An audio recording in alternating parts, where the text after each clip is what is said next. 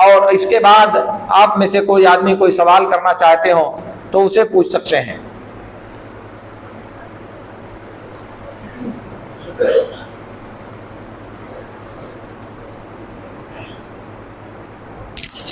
अगर सवाल आपने लिखा हो, अगर आपके पास सवाल तहरीर में हो तो यहाँ आप भेज दें, और जो तालिब सवाल ज़ुबानी करना चाहता है तो उसे खड़े होकर सवाल करने का हक है। सवाल अगर तहरीर में आपके पास है तो आप भेज दीजिए उसे, और अगर ज़ुबानी आप सवाल करना चाहते हैं तो खड़े हो जाएँ।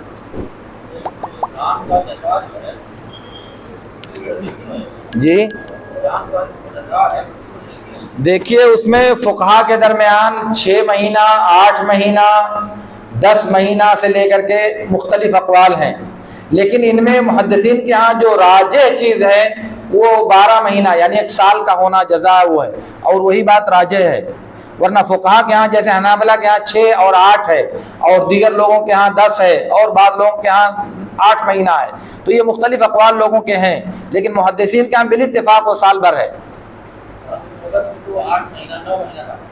मुख्तलिफ अक़वाल हैं, लेकिन मुहद्दिसीन के यहाँ बिल इत्तिफ़ाक़ नहीं, लुग़त में तो मुख्तलिफ चीज़ें जिक्र किया, जैसे फुक़हा 6, 8 ये लोग जिक्र करते हैं मुख्तलिफ चीज़ें।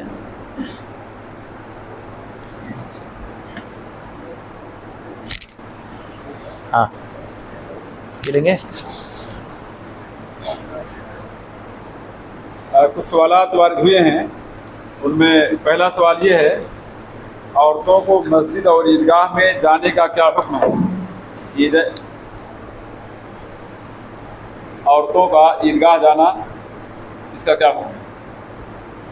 औरतों को ईदगाह में जाना और मर्दों के पीछे नमाज ईद में शरीक होना, या अगर वो माज़ूर हैं तो ईदगाह में उनका मौजूद रहना, ये फ़र्ज़ है। अल्लाह के नबी सल्लल्लाहु अलैहि वसल्लम ने मुतअद्दिद हदीसों में इस बात का हुक्म दिया है।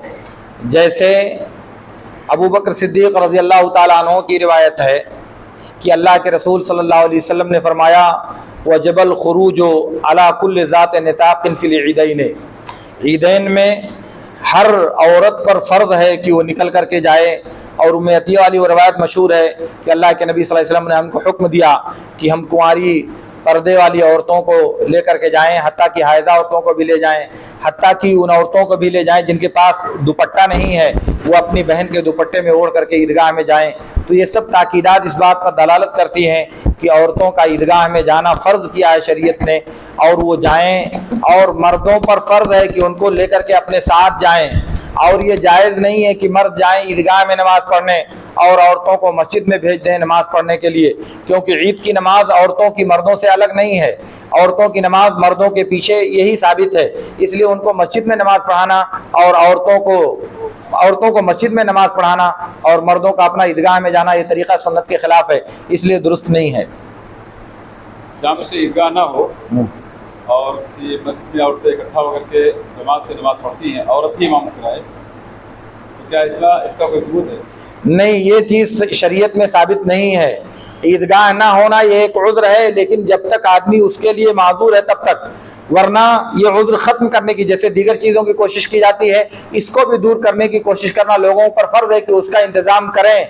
इसलिए जब तक मजबूर है, हो सकता है कि अल्लाह ताला माफ़ करे, मगर मजबूरी ख़त्म होने की सूरत में और ये सुन्नत बना लेना कि चलो ऐसा चलेगा, ये तरीक़ा दुरुस्त नहीं है। बल्कि फ़र्ज़ है कि औरतों के लिए इंतज़ाम किया जाए, और वो भी मर्दों के पीछे।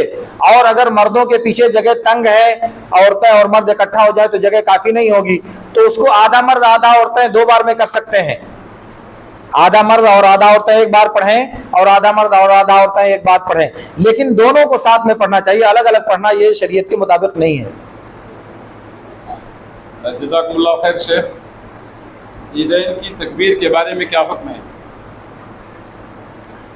ईदैन की तकबीर 2 है। एक तो अगर मकसूद नमाज ईद की तकबीर है, जिसे तकबीर ज़वायद कहा जाता है, तो वो मुस्तहब और मसनून है। और अगर इससे मुराद मुतलक तौर से तकबीर है तो उनका हुक्म मैंने बयान किया कि ये तकबीरात मसनून हैं। अशरे ज़िलहिज्जा में पूरे 10 दिनों तक, बल्कि 13 तारीख तक तकबीर पुकारना मसनून है। और ईद की नमाज में, ईद के लिए जब निकला जाए तो तकबीर पुकारा जाए, ईदगाह में पहुँचा जाए तो तकबीर पुकारी जाए, इमाम आ जाए तो तकबीर बंद कर दी जाए, यही तरीक़ा साबित है। बारकाल्लाहु फीकुम शेख, ईदगाह में इज्तिमाई दुआ जायज़ या नहीं? ईदगाह में ईद की नमाज के बाद इज्तिमाई दुआ जायज़ या नहीं? ईद के बाद या ईद की खुतबे के बाद इज्तिमाई तौर से दुआ करना ये बिदात है, क्योंकि नबी सल्लल्लाहु अलैहि वसल्लम से ये दुआ करना साबित नहीं है।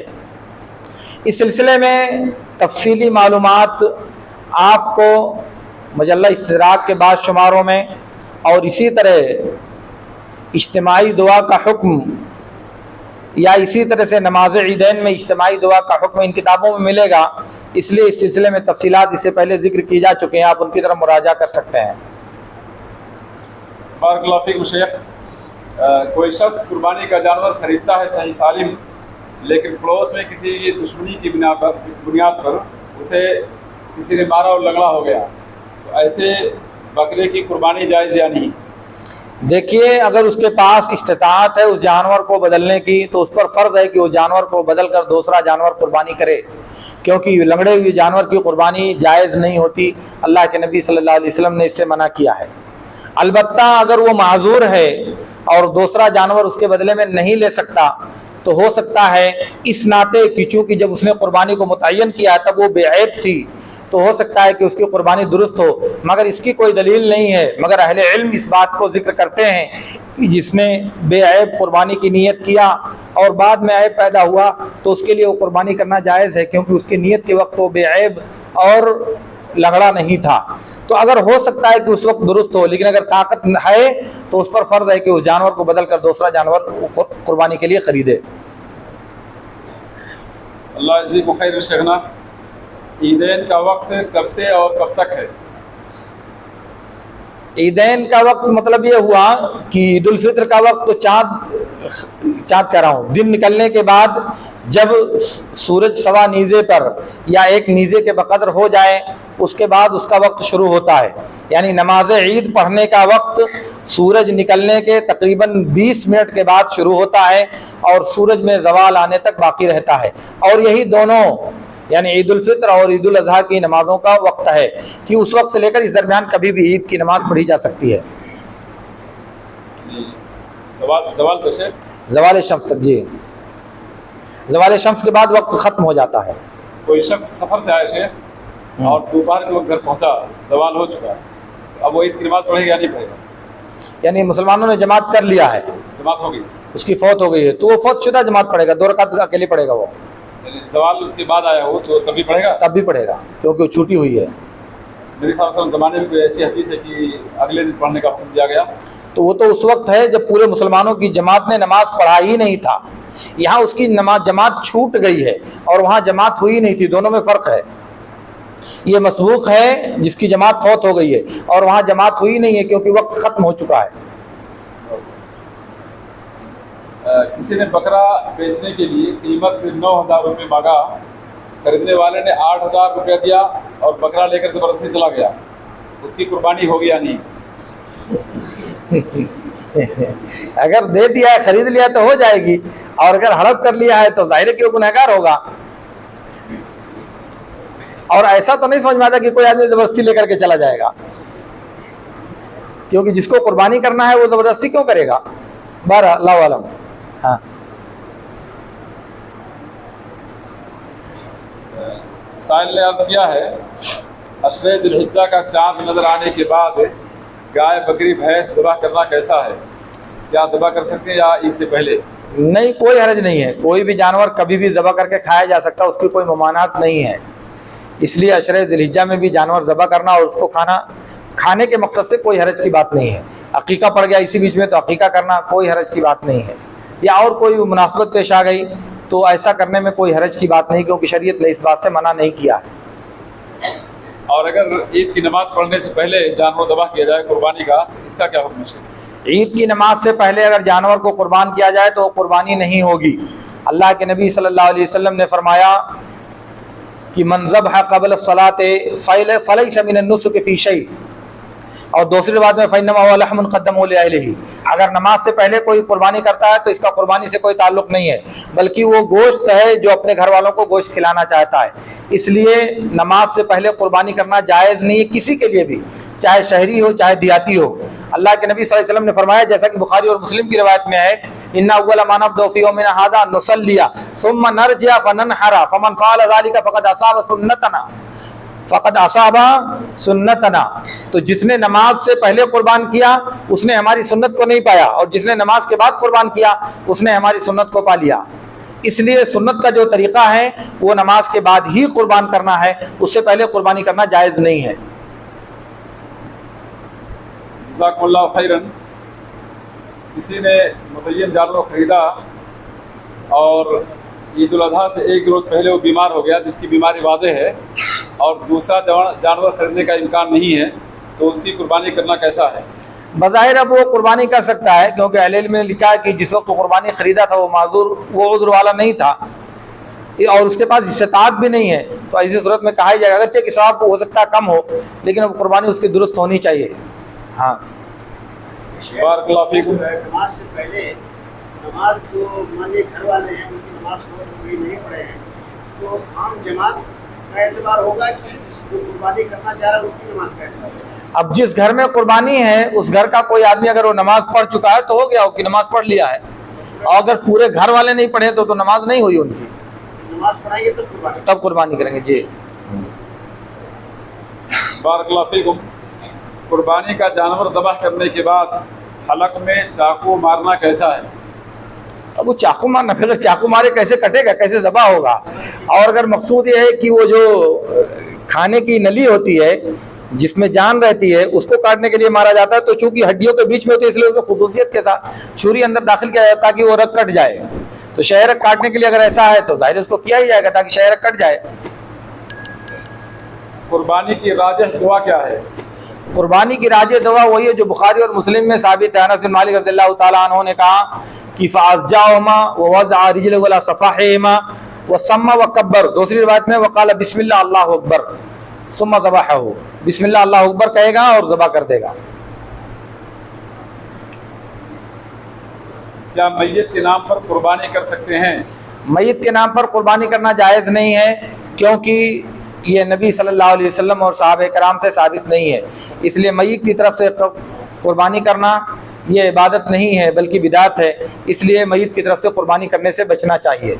जो लोग कहते हैं कि मैयत की तरफ से कुर्बानी कर सकता है वो कहते हैं कि पूरा जानवर वो सदका कर देगा, उसमें से नहीं खाएगा।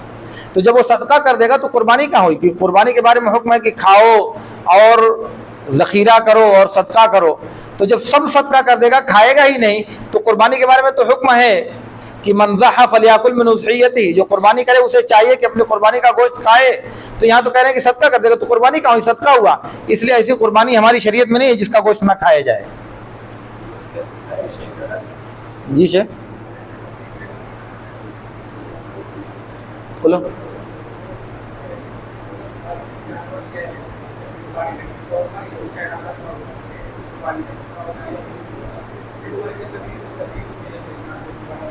तब भी नहीं किया जाएगा, जो घर के अफराद हैं उनके नाम से कुर्बानी की जाएगी। अजर में वो शरीक होगा अल्लाह ताला की तरफ से, क्योंकि वही सबब है, तो वो दूसरी चीज़ है। लेकिन कुर्बानी जो की जाएगी वो जिंदा लोगों की तरफ से की जाएगी, मुर्दा की तरफ से कुर्बानी नहीं की जाएगी। अगर कुर्बानी के जानवर ने दांत हिला दिया है, टूटा नहीं अभी, तो क्या उसकी कुर्बानी, बकरा उसकी कुर्बानी होगी या नहीं? अब इसके बारे में लोग कहते हैं कि कुर्बानी जानवर का दांत उस वक्त हिलता है जब नीचे से दांत निकल आता है, तो अगर ऐसा है तो जायज़ होगी।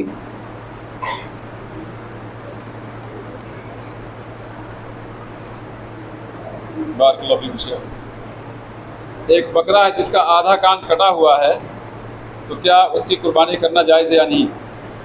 ऐसे जानवर की कुर्बानी करने से बचना चाहिए कि वह ऐबदार है और अल्लाह के नबी सल्लल्लाहु अलैहि वसल्लम ने जो गौर से देखने का हुक्म दिया उसके खिलाफ है, इसलिए बहुत सारे इल्म कहते हैं कि उसकी कुर्बानी जायज़ ही नहीं होगी। तो इसलिए ऐसे जानवर की कुर्बानी करने से बचना चाहिए। बारकल्लाहु फीकुम। अलैकुम बिसुन्नती व सुन्नतिल खुलफाए राशिदीन अल महदीयीन, इसका माना और मफ़हूम क्या है? इसका मतलब ये है कि नबी सल्लल्लाहु अलैहि वसल्लम का जो तरीक़ा है और खुलफाए राशिदीन का जो तरीक़ा है उसकी इत्तिबा की जाए। खुलफाए राशिदीन का तरीक़ा वही है जो नबी सल्लल्लाहु अलैहि वसल्लम के तरीक़े के मुआफ़िक़ होता है। ऐसा नहीं कि खुलफाए राशिदीन अलग से कोई तरीक़ा बनाएंगे, बल्कि इससे मुराद कि उनका जो इज्तिमाई और उनका जो जमाअती तरीक़ा है वो तरीक़ा अपनाया जाएगा और उसकी पैरवी की जाएगी। इससे मुराद वो फ़िक़ही मसाइल नहीं है जो उनकी अपनी आरा और उनके अपने इज्तिहादात हैं, बल्कि इससे मुराद वो उम्मी तरीक़ेकार और उनका जो मनहज इस्तिंबात है वो इसमें दाखिल है और वही मुराद है। ऐसा नहीं कि वो अलग से कोई काम कह दें उसको दिन बना लिया जाएगा, ऐसा नहीं है।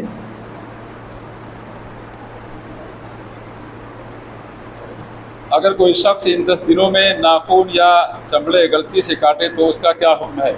उसका कोई हुक्म नहीं है, उसको तौबा इस्तिग़फ़ार करना चाहिए क्योंकि उसने गलत काम किया है।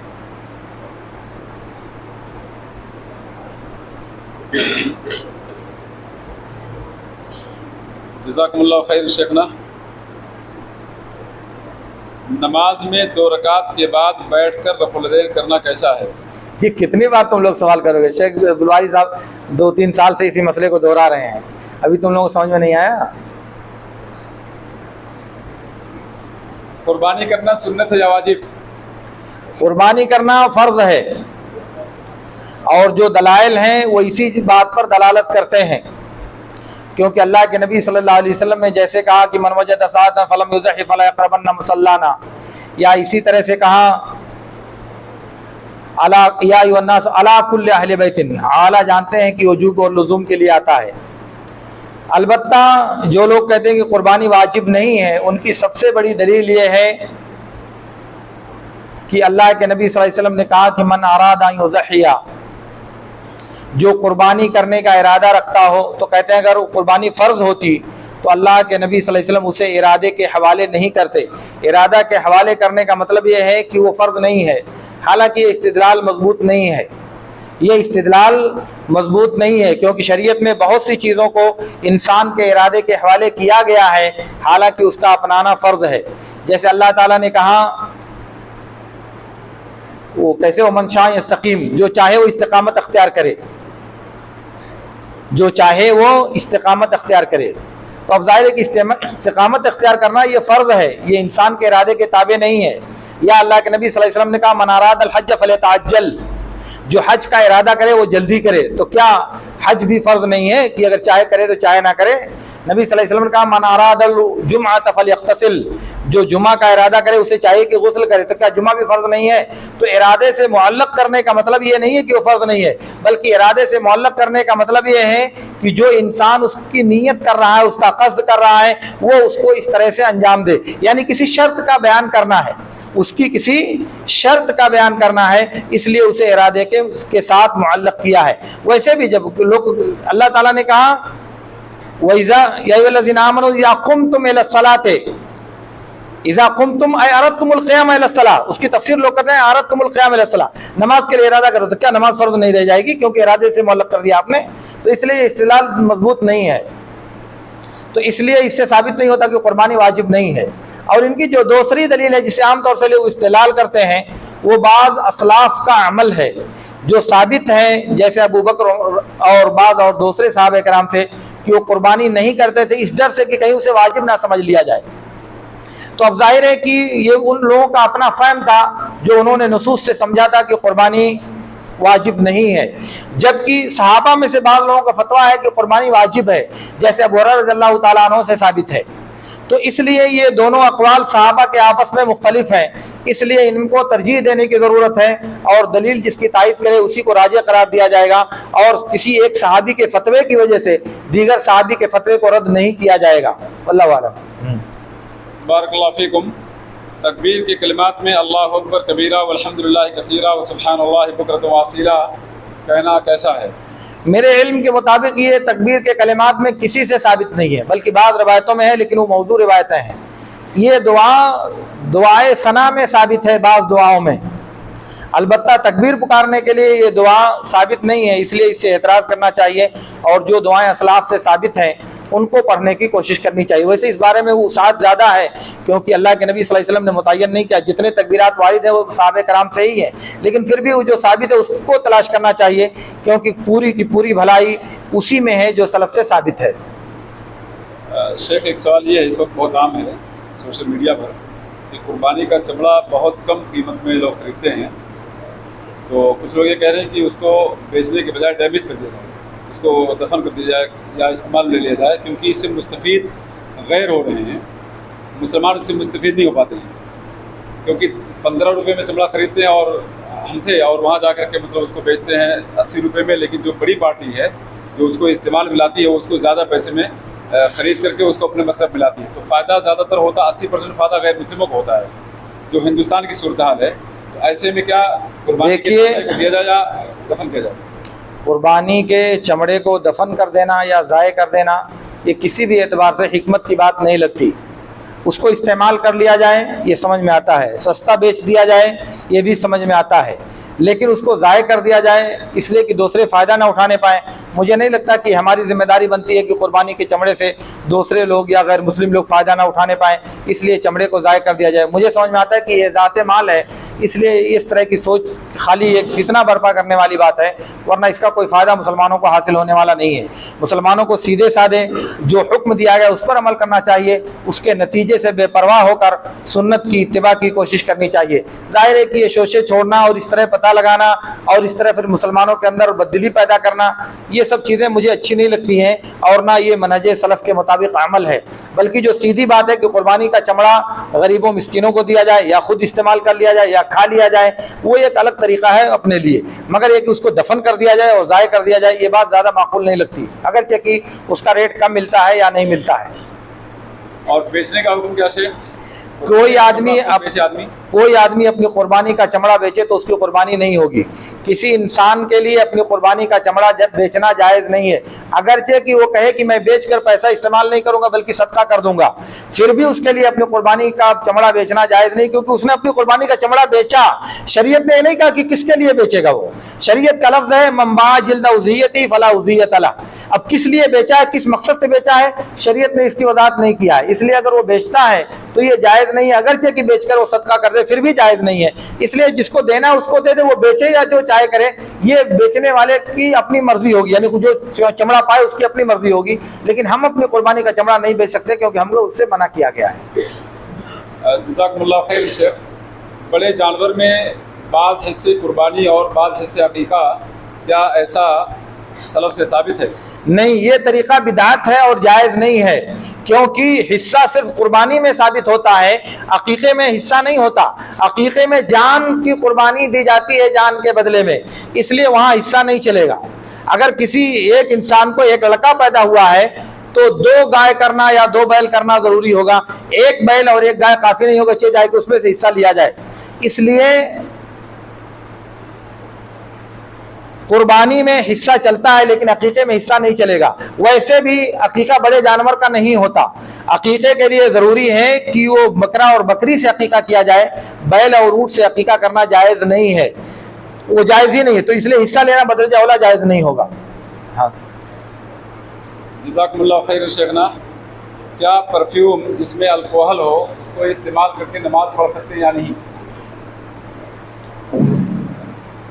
अल्कोहल बहुत सुनता हूँ लेकिन मैं उसकी हकीकत आज तक नहीं समझ सका। बहुत सी बहसें और बहुत से मकालात इस सिलसिले में पढ़ने की कोशिश किया, मगर मैं कोई नतीजा नहीं निकाल सका कि वो है क्या।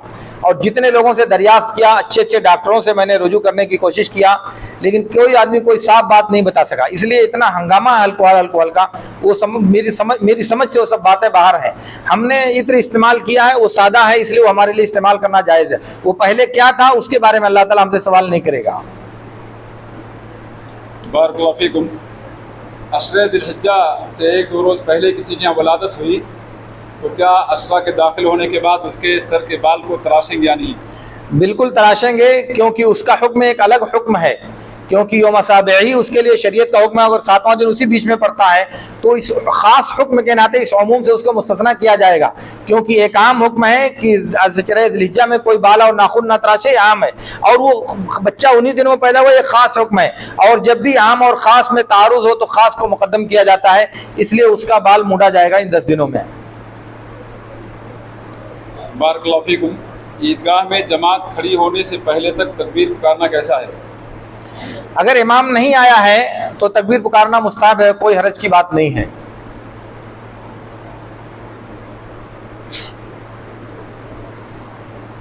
उधार पैसा लेकर कुर्बानी करना कैसा है? उधार पैसा लेकर कुर्बानी करना जायज़ है, शर्त यह है कि आदमी उस पैसे की अदायगी की ताकत रखता है और उसके पास असबाब हों कि वो पैसा फला जरिए से पा जाएगा और कुर्बानी को अपने कर्ज को अदा कर देगा। इसलिए ऐसी सूरत में उसके लिए कर्ज लेकर के कुर्बानी करना जायज़ है और कोई हर्ज नहीं है। जल्दी जल्दी करो भाई, ये गाड़ी सही नहीं है यार। जानवर को शेख ज़बह करते वक्त किबला रुख करना ज़रूरी है क्या? नहीं, कि जानवर को किबला रुख करना सिर्फ मसनून है और उसके सिलसिले में नबी सल्लल्लाहु अलैहि वसल्लम का कोई हुक्म नहीं है। ये जो कुर्बानी के जानवर को ज़बह करने से पहले दुआ में अल्लाहुम्मा तक़ब्बल मिन्नी, इसको कब पढ़ना है? ज़बह करने से पहले या बाद में? दोनों वक्त पढ़ सकते हैं, वैसे ज़बह करते हुए पढ़ना चाहिए, बिस्मिल्लाह अल्लाहु अकबर कहने के बाद।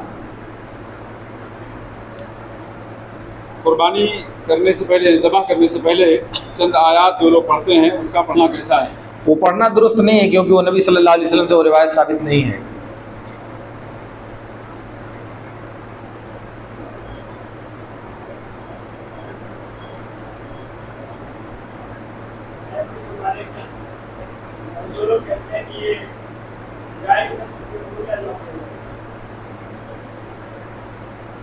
कह रहे हैं कि भैंस की कुर्बानी का क्या हुक्म है। जो लोग उसको जायज़ करार देते हैं वो कहते हैं कि गाय की एक किस्म है भैंस, तो जब जैसे गाय की कुर्बानी जायज़ है वैसे भैंस की भी कुर्बानी जायज़ होगी। लेकिन ये बात गलत है, क्योंकि एक तो भैंस की कुर्बानी नबी सल्लल्लाहु अलैहि वसल्लम और सहाबा कराम से साबित नहीं है, और गाय और भैंस की माहियत में यानी उसकी हकीकत में ज़मीन और आसमान का फ़र्क है।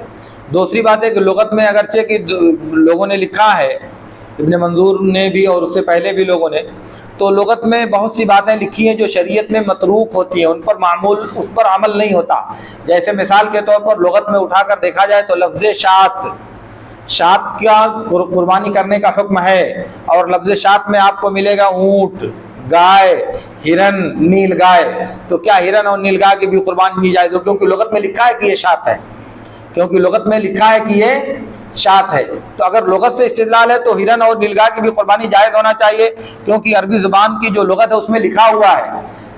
तो अब जाहिर है कि नहीं जायज़ है, क्योंकि वो उसकी कुर्बानी करना साबित नहीं है। इसी तरह से भैंस की भी कुर्बानी जायज़ नहीं है, अगरचे कि वो बकर है, क्योंकि उसकी कुर्बानी करना साबित नहीं है।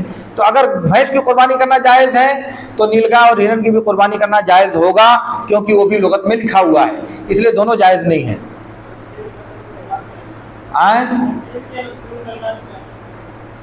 क्या तकबीर के मसनून कलिमात क्या हैं? तकबीर के मसनून कलिमात एक तो वही जो अब्दुल्लाह बिन मसूद रज़ियल्लाहु ताला अन्हु से साबित है, अल्लाहु अकबर ला इलाहा इल्लल्लाह वल्लाहु अकबर वलिल्लाहिल हम्द। और दूसरा वो जो सलमान अल खैर से साबित है, अल्लाहु अकबर कबीरा। हाँ, बारकल्लाहु फीकुम।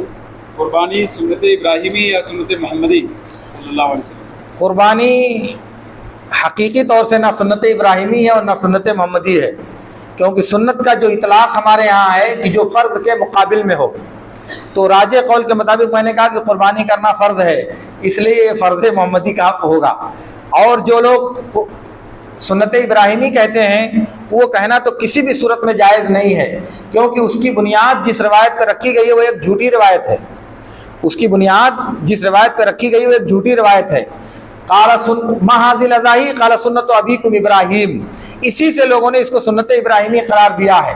तो अब जाहिर है कि ये बुनियाद जब साबित नहीं है और झूठी है तो जाहिर है कि इससे मसला भी साबित नहीं होगा, इसलिए ये सुन्नत हमारे नबी सल्लल्लाहु अलैहि वसल्लम की है। अभी जो हदीस मैंने पढ़ी कि बुखारी और मुस्लिम में अल्लाह के नबी ने कहा, फमन फ़अल ज़ालिका फ़क़द असाब सुन्नतना, हमारी सुन्नत को पा लिया। तो ये सुन्नत मोहम्मदी हुई, सुन्नत इब्राहिमी नबी सल्लल्लाहु अलैहि वसल्लम ने नहीं कहा है। हाँ, बारकल्लाहु फीकुम।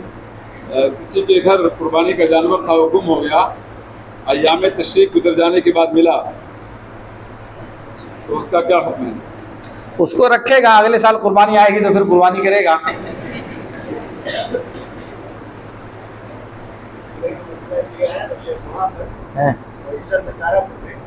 कुर्बानी के जानवर खरीद के ला रहे थे, रास्ते में पुलिस वालों ने पकड़ लिया। 4-5 दिन के बाद जो उतर गए या कोशिश करते तब छूटे हो, तो वो लोग कह रहे थे कुर्बानी की नीयत से हम लोग लाए थे, अब मजबूरन नहीं कर सके, उतर गया। क्या बहुत सुंदर हमारे यहाँ एक गांव है मुसारा, सारा तो वहाँ 3 दिन कुर्बानी पुलिस नहीं करने देती, वहाँ पुलिस का पहरा रहता है। तो चौथे दिन उनको छोड़ती है, तो चौथे दिन वो कुर्बानी करते हैं। तो अब क्योंकि हमारे एतबार से जायज़ है, लेकिन उनके एतबार से वो नाजायज़ है, तो वो कुर्बानी के बाद करते हैं। कुर्बानी क्योंकि उसी दिन मौका पाए, तो उन लोगों के हिसाब से तो ये चलेगा कि उसको क्योंकि उस वक्त मिला इसलिए वो कुर्बानी कर, लेकिन वो बात सही नहीं है। वो इंतज़ार करेंगे, अगले साल कुर्बानी करेंगे अगर मिलता है तो। कुर्बानी के गोश्त को 3 हिस्से में तकसीम करने का क्या हुक्म है? कुर्बानी के गोश्त को अगर कोई आदमी 3 हिस्सों में तकसीम करना इबादत और दीन करार देता है तो ये बिदात है, क्योंकि ये तकसीम करना बाज़ अहले इल्म का कौल है, हदीसों में नबी सल्लल्लाहु अलैहि वसल्लम से साबित नहीं है। इसलिए किसी इस्तिंबात की बुनियाद पर कोई मुस्तकिल इबादत और हुक्म मुतय्यन करना ज़ाहिर है कि ये बेहतर नहीं है। इसलिए कुर्बानी के सिलसिले में इंसान को इख्तियार है कि जो चाहे करे, और अगर कोई कहता है कि नहीं 3 ही हिस्सों में करना चाहिए, तो फिर ये मसला पैदा होगा कि ये बात गलत है और दुरुस्त नहीं है।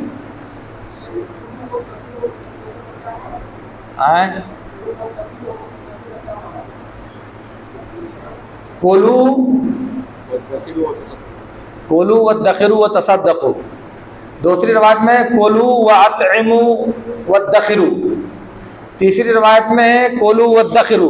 तो इन सब रवायतों को कैसे माना पहनाएंगे? 4 हो गया, खाओ, खिलाओ, ज़ख़ीरा करके रखो और सदका करो, तो ये 4 बन गया। इसका मतलब यह है कि कुर्बानी का गोश्त इंसान की मर्जी के मुताबिक है। फ़कुलू मा बदा लकुम, जब तक चाहो तब तक खाते रहो। और जो कहा है जाबिर बिन अब्दुल्लाह ने या अबू सईद खुदरी ने, कुन्ना नदखिरु लुहूमल अज़ाही इलल मदीना, यानी हम लोग उसको जमा करके रखते थे, मदीना आने तक रास्ते पर खाते रहते थे। तो अब इसलिए इसका मतलब ये है कि कुर्बानी करने वाले को इख्तियार है, उसको हिस्सा लगाने की या 3 जुज़ बांटने की पाबंद नहीं किया गया है। हाँ, जज़ाकुमुल्लाह खैर शेखना। किसी आदमी ने जानवर ख़रीदा और वो ताकीद नहीं कर सका कि दांता या नहीं, ईद के 1 रोज़ पहले मालूम हुआ कि दांता नहीं है, और दूसरा जानवर खरीदने का इम्कान नहीं है, तो ऐसे में क्या करें? ऐसे में वो कुर्बानी नहीं करेगा, ऐसे में वो कुर्बानी नहीं करेगा, क्योंकि उसकी तफरीद कमी कोताही है उसकी, क्यों नहीं देखा उसने, इसलिए वो कुर्बानी नहीं कर सकता, क्योंकि बेला दाते हुए जानवर की कुर्बानी जायज़ नहीं होती है। रात में मैंने अभी बताया कि वो कभी भी कर सकता है, रात और दिन दोनों बराबर है कुर्बानी करने में। फ़कुलू मिन्हा व अतइमुल क़ानी वल मुअतर, तो खाने और मुअतर की तफसीर में अगर ये कहा जाए कि दोस्तों को एक हिस्सा खिलाए, एक हिस्सा गरीबों को खिलाए, एक हिस्सा खुद खाए, इसका क्या हुक्म है? नहीं, ऐसा कुछ नहीं, हिस्सा लगाने का कोई मसला ही शरीयत में नहीं है। यहाँ तो दोस्तों खाने वल मुअतर का मतलब ये है कि मांगने वालों को भी दो और ना मांगने वालों को भी खिलाओ। हाँ हाँ, जो चाहो कर सकते हो। जी जी।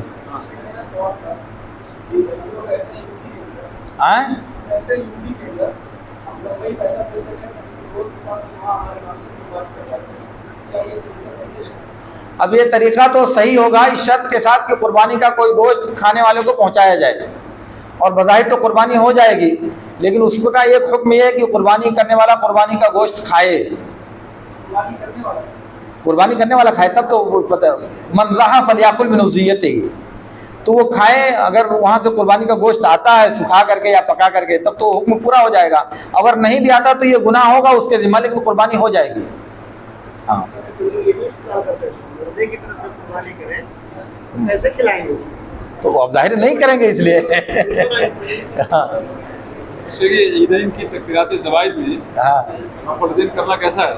ईदैन की तकबीरात ज़वाइद में रफ़उल यदैन करना नबी सल्लल्लाहु अलैहि वसल्लम से साबित नहीं है, इसलिए रफ़ यदैन नहीं करना चाहिए। बस करो, बहुत चले दो। हाँ, वो मत देखिए, वो घड़ी खराब है।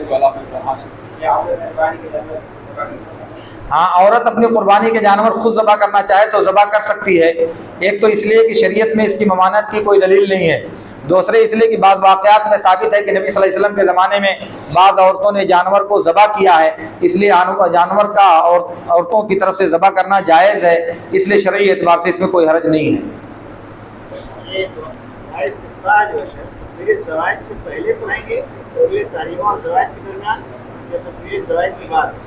दुआए सना जो नमाज ईद में पढ़ी जाएगी वो तकबीर ज़वाइद से पहले पढ़ी जाएगी, और तकबीर ज़वाइद के बाद सूरह फातिहा पढ़ी जाएगी।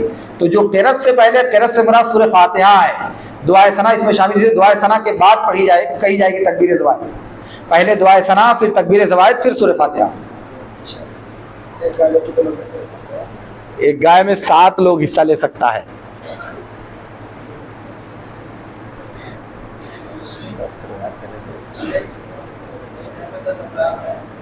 आए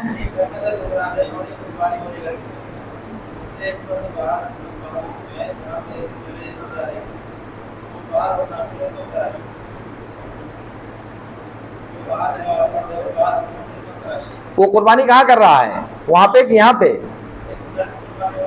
तो उसी में वो भी शरीक है। वहां कर रहा है तो जो अपनी कुर्बानी कर लेगा काम वो हो जाएगा। उसके बाद भाई जब उसने कुर्बानी कर लिया तो कर लिया उसने कुर्बानी। अब दूसरी तीसरी तो कोई करता, चौथे दिन तो क्या मतलब उसका? एक कुर्बानी करनी है, हत्ता उज़हिया का हुक्म पूरा हुआ कि नहीं हुआ? नहीं कर रहा है तो करेगा, इंतजार करेगा तब तक, जब तक कुर्बानी नहीं कर लेगा तब तक इंतजार करेगा।